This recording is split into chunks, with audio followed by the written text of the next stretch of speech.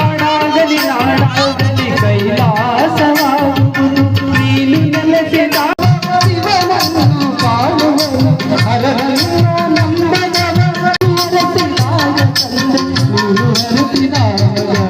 ನಿನ್ನ ನುಡಿಗಳು ನನಗೆ ವೇದಗಳು ನಿನ್ನ ಸರಣೆ ಶಿವನ ಮಂತ್ರಗಳು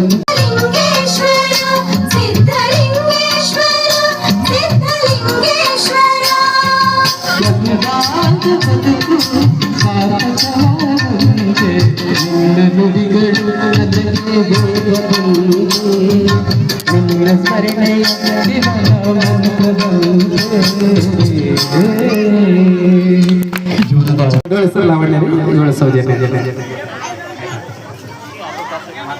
ಎಲ್ಲರೂ ನಾಳೆ ಪೇಪರ್ ಹೊಂಟದ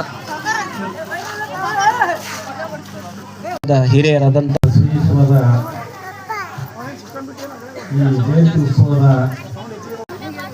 ಬಸವಣ್ಣವರ ತತ್ವ ಆಧಾರದ ಮೇಲೆ ಈ ಗ್ರಾಮವನ್ನು ನಡೀತಾ ಬಂದಿದೆ.